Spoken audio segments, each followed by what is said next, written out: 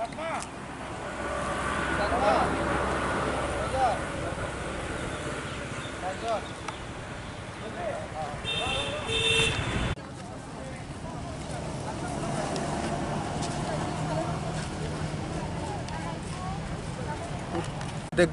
তো অনেকে এমনই করে, তো সেই কারণে এই টাকাগুলো যদি অতি সত্ত্বরভাবে তাড়াতাড়ি যদি এই টাকাগুলো যদি দিতে সক্ষম, তাহলে আমরা খুব খুশি হব। স্যারের যে মহকুমা শাসকের কাছে আজকে গিয়েছিলেন রাকেশ দেববর্মা, তো উনি আপনাদেরকে কি আশ্বাস দিয়েছিলেন কবের মধ্যে সাবমিট করার জন্য এবং কবের মধ্যে পেমেন্টগুলো হবে?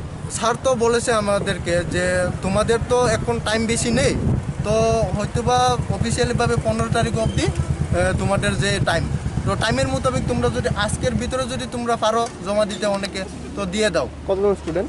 আমরা আছি প্রায় 40 জনের মতো। তো দুইটা সেমিস্টার মিলিয়ে? দুইটা সেমিস্টার মিলিয়ে, হ্যাঁ। অনেকে কম এসেছে, কেননা এখন তো ওই করোনা ভাইরাসের কারণে অনেকে আসতে পারে না বাড়িতে। আর দেখুন, এখন যদি আমরা অফিসিয়ালিভাবে যদি আমরা কাজ করতে যাই, আমাদের কলেজের মধ্যেই কিন্তু কোয়ারেন্টাইন চলে আসে। তো কোয়ারেন্টাইনের কারণে আমরা কোনো ডকুমেন্টগুলো আমরা নিয়ে আসতে পারতেছি না। তো কিভাবে আমরা সাবমিট করব?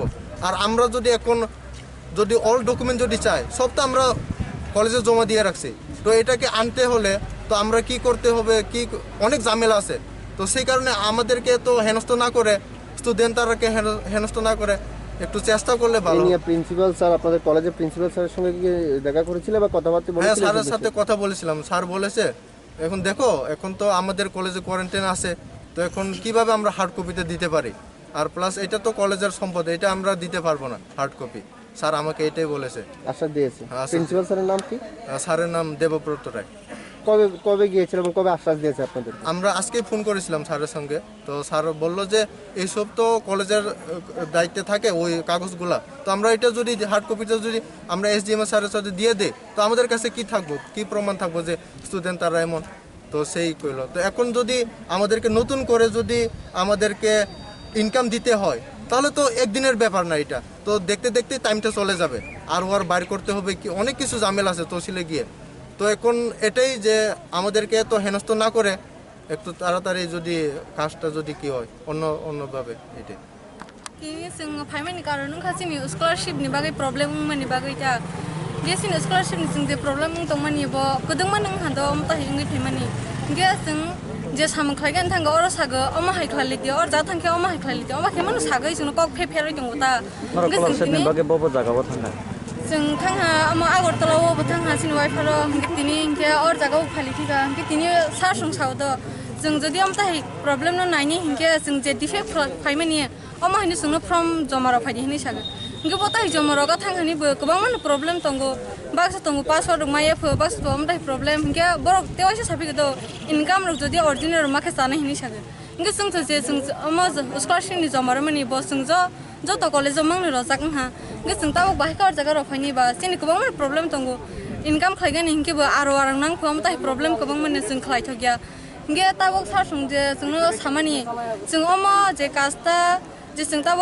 डिफेक्ट खायमानि बनो सिमिराव फायगै नायनि बरकनि सागता नरगरा बाबा सेमिस्टार नि गसदों जों अदा सेमिस्टार का सेकेन्ड सेमिस्टार नि दङ ते फर्स्ट सेमिस्टार नि दङ ननि सिनेमं आनि मुं का सेलिमा जमातिया पारां का सामपामुरा नम्बर सेमिस्टार आंका सेकेन्ड सेमिस्टार नि काका तिने अरन होटेल म महकुमा शासक नरक मामा लागिया तामरा आसासि ब्रो जों अर जागा सार बाय मालायला हामो कमन बाय राकेश देबबर्मा हिने इनके बस हावता जोंनो अमताय प्रब्लेम फायमानि गोबां मानसागो स्कलारशिप फायमानि ब किसा अमो चेन्सं हायनि सागता इनके बसागो जे चेन्सं मानि ब जान्दा जागागो कलेजाव रहजाखनि सागदो इनके जों सागता अमताय जों कोनो नोटिस रक माय हिनि सागता इनके बरक सागो जों नोटिस रहजाक सिंके बसिन थानि कोनो दायित्व करे हापानि बसागो যদি जोङो डिफेक्ट फाइमानि बनो যদি जों রমা হাंके বরক চেষ্টা খালানি রমা গান হিনি সাগতা উদ্দেশ্য ছিল প্রথমে আমি আমার পরিচিতিটা দিচ্ছি।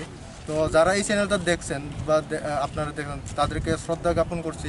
প্রথমে আমি বলতে আমি এই ডিগ্রি কলেজের আমি বর্তমানে আমার দায়িত্ব হলো কলেজ ইউনিটের ভাইস প্রেসিডেন্ট।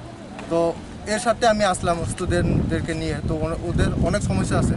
তো সমস্যাটা হলো যে আগের বার থেকে এইবার অনেক সমস্যা, যে অনেকে স্টুডেন্টের টাকা ঢুকছে না, কিসের stipend টাকা পাচ্ছে কিসের না, টাকা ঢোকেনি?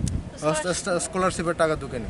তো সেই কারণে আমরা আজকে বিগত 6 তারিখ আমরা আগরতলাতে গিয়ে ডাইরেক্টর স্যারের কাছে আমরা ডেপুটেশন দিয়েছিলাম এসটি ওয়েলফেয়ারে। তো ওখানে যাওয়ার পর আমরা অখিল ভারতীয় বিদ্যার্থী পরিষদের জয়েন্ট সেক্রেটারি বর্ণালী দেববর্মা, তখন উনি ওই ডেপুটেশনটা সাবমিট করেছিলেন। তখন বলা হয়েছিল যে কবে কবে করেছিল এটা?